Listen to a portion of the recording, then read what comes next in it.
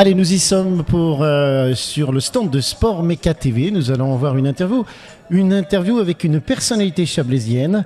Souvenez-vous, cette aventurière qui a traversé la seule femme au monde. On reviendra sur cet exploit, la seule femme au monde qui a traversé l'océan Atlantique en ramant. Mais la première, seule femme au monde, c'est la première. Ah, il y en a eu d'autres, oui, c'est vrai. C'est important de le souligner. Vous êtes ici pour représenter une association, c'est l'association des enfants du Léman. C'est des enfants malades qui ont des rêves. Et il y a environ 15 bénévoles qui sont fortement impliqués autour de ces enfants et bien sûr de leur famille pour réussir les objectifs qui se fixent pour les rêves. Et justement, Peggy, vous êtes la marraine de tout ça. Vous êtes, d'une certaine manière, le message philosophique qui pourrait dire « donner, c'est aussi recevoir ». Car on a vu ce matin des enfants qui sont montés à bord des véhicules, qui ont mis le casque, ils avaient le sourire. Et justement, c'est peut-être ça qui est pour vous le plus important, c'est leur donner du sourire. Bonjour, en tout cas, merci pour votre accueil dans cette belle station qu'est Châtel. Et c'est vrai, en fait, j'ai créé l'association en 2016.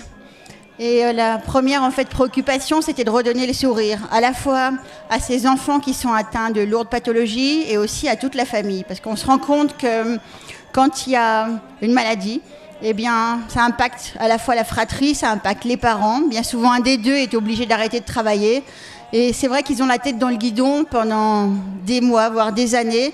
Et il nous a semblé en tout cas important aussi d'englober en fait la famille quand on a des rêves. Et on voulait à tout prix, c'est réaliser les rêves à l'échelle locale. Parce que je pense qu'on a suffisamment d'infrastructures et on a aussi ce qu'il faut ici, qu'on ait le lac ou la montagne, en fait, pour en faire profiter tout le monde. Et on s'est rendu compte en fait de la simplicité des rêves qui faisaient s'émerveiller les enfants. Et un des tout premiers, ça a été Grégoire, donc, qui voulait faire un championship de cartes. Donc ça peut sembler dérisoire. Et puis quand on a vu les larmes d'émotion de la famille, le fait de voir leur enfant sourire, d'être extrêmement touché, de le voir enfin penser à autre chose qu'à sa maladie, là on s'est dit qu'on avait vraiment quelque chose, en tout cas des belles missions à faire avec tous les autres bénévoles de l'association. Nous avons commencé cette interview en vous citant, vous êtes une star chablaisienne, vous êtes une aventurière, vous êtes une navigatrice, chef d'entreprise. Mais c'est vrai que quand l'explication que vous venez de nous donner, quand on voit le passé que vous avez fait, on peut comprendre toute votre motivation parce que c'est une expérience que vous avez dû, on va dire, d'une certaine manière, vivre. On revient un petit peu dans le passé. 1996, vous êtes ingénieur financière export.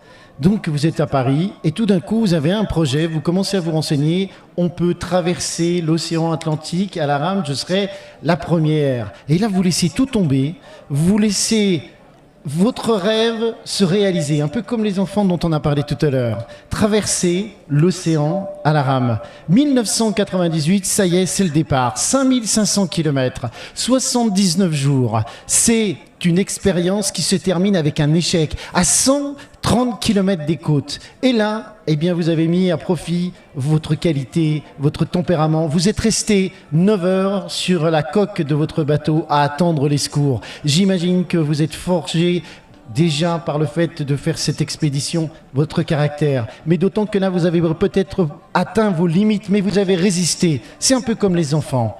Et 18 mois plus tard, vous recommencez. Mais là, c'est fait. Vous y arrivez. La joie, l'exploit, c'est pour vous. Ça ressemble vraiment aux enfants que vous, d'une certaine manière, vous leur faites vivre les rêves ? Sauf que moi, je l'avais choisi, en fait, ce que j'ai fait. Et c'est vrai que quand on tombe sur les lourdes pathologies, eh bien, on doit composer avec. Donc, on doit supporter ce présent. On doit aussi composer avec le futur. Et moi, je voudrais vraiment insister sur toutes les leçons de vie que nous offrent ces enfants.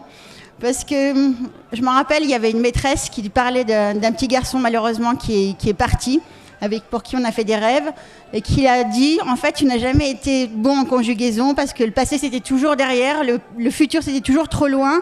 Et en fait, tu savais vivre pleinement l'instant présent. Et je pense qu'on a beaucoup de leçons à tirer, en fait, de ces enfants. parce qu'ils savent vivre l'instant présent. Et je trouve qu'aujourd'hui, eh bien, on n'arrive pas à accueillir tout le temps en fait ce jour. On aime bien se plaindre, on est assez râleur, surtout en France. Et c'est vrai que quand on voit ces jeunes avec leur famille, jamais ils ne se plaignent. Jamais ils disent qu'ils ont mal. Ils sont toujours extrêmement courageux et ils sont toujours extrêmement optimistes, même quand les pronostics vitaux sont engagés. Donc je trouve qu'il faut aussi savoir un peu regarder autour de nous, d'apprendre un peu à s'émerveiller et puis aussi se contenter de bonheur immédiat et de bonheur simple. Et juste, je voulais vous dire, tout à l'heure, vous avez dit, vous avez laissé votre rêve se réaliser. Non, je suis allée le chercher, mon rêve. Parce que ça a été très difficile quand vous vous lancez dans une aventure comme celle-ci. Vous êtes la première femme à oser traverser l'Atlantique à la rame. On m'a gentiment fait déjà comprendre que j'étais une femme et que c'était une histoire de gros bras et que j'avais pas le physique pour. Après, on m'a dit que j'étais trop jeune, que j'avais pas l'expérience, en tout cas nécessaire, ni le mental. Après, on m'a dit que quand on est né sur les bords du lac Léman, on peut pas être un bon marin. Donc, en fait, il y avait beaucoup de choses. Les curseurs étaient pas vraiment dans le vert quand je suis partie. Donc, ça a été 2 ans de préparation, de combat, d'efforts, de sacrifice aussi, avant de pouvoir réussir en fait cette belle aventure. Et après, il a fallu, comme vous avez dit, de toute façon, repartir pour cette seconde traversée quand on échoue à 120 km de l'arrivée après 79 jours de mer. Là, je pense qu'il faut avoir aussi le caractère des Chablaisiens. Ça, c'est important et je pense que c'est important de jamais renoncer. D'ailleurs, c'était ma devise que j'avais écrite dans ma petite cabine, dans mon bateau, qui est « Oser toujours, céder parfois, renoncer jamais ». Et cette devise, vous l'appliquez aux enfants. En tout cas, un grand merci, Peggy, de venir ici. Un dernier mot peut-être ? Je tenais vraiment à remercier la ville de Châtel, à double titre.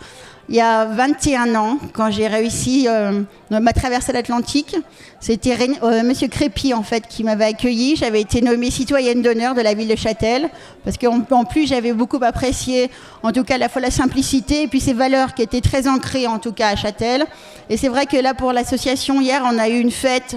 La fête des enfants du Léman, on s'attendait à avoir à peu près 500 personnes, au vu du contexte sanitaire qui était assez difficile.